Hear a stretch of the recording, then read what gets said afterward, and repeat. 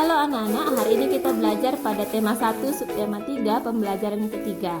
Nah, pada buku kita halaman 135 kita belajar kembali tentang perkembangbiakan generatif.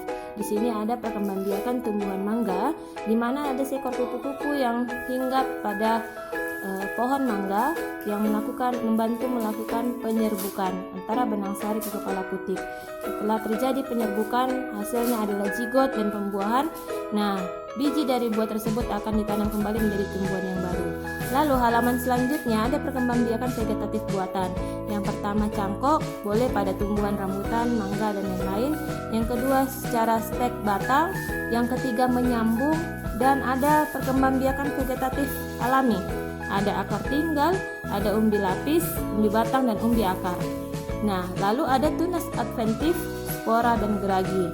Ingat kembali bahwa perkembangbiakan generatif yaitu perkembangbiakan tumbuhan dengan secara kawin, dan perkembangbiakan vegetatif itu dengan tidak kawin, ya. Dengan membantu perkembangbiakan tumbuhan, berarti kamu telah ikut melestarikan keberadaannya. Itulah wujud syukur kita kepada Tuhan Yang Maha Esa. Nah, sekarang Miss mau kalian membuat sebuah poster tentang pelestarian hewan atau tumbuhan. Apa sih poster itu?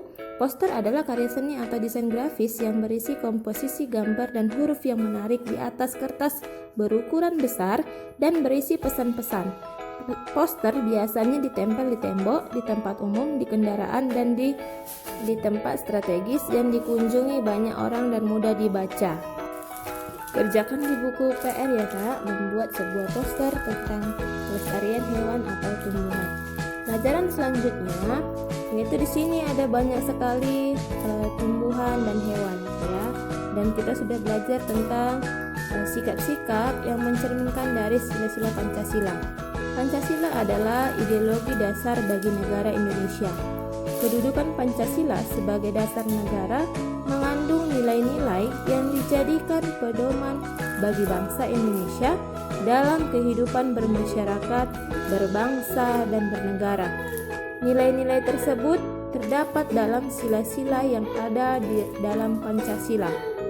Nilai-nilai Pancasila mengatur hubungan antara sesama manusia dengan lingkungan alam dan dengan Tuhan Yang Maha Esa, sehingga tercipta kehidupan yang nyaman dengan saling menghargai antar sesama. Nah, gambar-gambar yang sudah kalian perhatikan adalah contoh-contoh sikap yang mencerminkan sila-sila Pancasila. Ya, di sini ada saling membantu membersihkan lingkungan. Ya, sesuai dengan sila-sila Pancasila. Sila yang pertama menyayangi makhluk hidup ciptaan Tuhan Yang Maha Esa. Sila kedua yang mempunyai rasa kemanusiaan untuk merawat dan menjaga hewan atau tumbuhan. Sila ketiga menjunjung tinggi persatuan dengan mengenal setiap hewan dan tumbuhan. Sila keempat bersama-sama bermusyawarah untuk melindungi hewan dari kepunahan. Sila kelima adil dalam menjaga dan merawat hewan dan tumbuhan. Nah, sikap-sikap ini mencerminkan dari sila pertama, kedua, ketiga, keempat, dan kelima. Ya, Miss harapkan anak-anak Miss dapat menerapkannya dalam kehidupan sehari-hari, ya, agar terlihat bahwa kita sudah belajar sikap-sikap yang mencerminkan sila-sila Pancasila. Nah, coba kita bacalah cerita berikut ini. Miss akan perhatikan buku kalian ya. Nah, di sini ada tentang plak, seekor burung jatuh dari pohon. Ya ampun, kasihan anak burung ini, pasti ia terjatuh dari sarangnya. Aku harus mengembalikannya ke sarang. Burung sekecil ini belum bisa mencari makan sendiri. Selamat beristirahat burung kecil. Nah, tuliskan pendapatmu mengenai sikap yang ditunjukkan Edo terkait penerapan sila Pancasila. Ya, Edo, dia sudah mencerminkan sikap sila Pancasila karena dia membantu seekor burung yang terjatuh dari sarangnya. Ya, dia menempatkan kembali burung tersebut di sarangnya. Kesimpulan merupakan suatu pernyataan yang mengandung makna dari pembicaraan. Ya, kesimpulan dari cerita yang sudah kita baca bahwa Edo telah mengamalkan sila Pancasila. Nah, cerita berikut ini Bunga melati putih berasal dari Asia Selatan. Tanaman perdu ini tumbuh di negara Asia Tenggara seperti Indonesia dan Malaysia. Bunga melati putih ditetapkan sebagai bunga nasional Indonesia.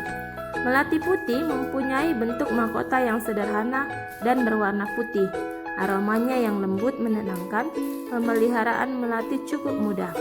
Susunan bunga melati menyirip dan berhadapan.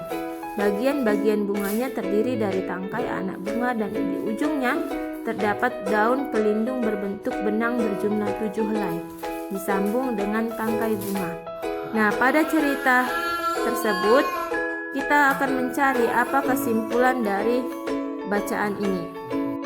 Kesimpulan dari teks bacaan tersebut adalah bunga melati putih berasal dari Asia Selatan yang ditetapkan sebagai bunga nasional Indonesia. Mempunyai bentuk mahkota yang sederhana, berwarna putih, aromanya lembut, dan pemeliharaannya yang cukup mudah.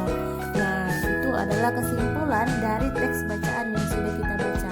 Kita akan berikan tugas kalian di buku PR, yaitu buat poster tentang pelestarian hewan dan tumbuhan, dan yang kedua buatlah sebuah komik dari contoh penerapan salah satu sila Pancasila.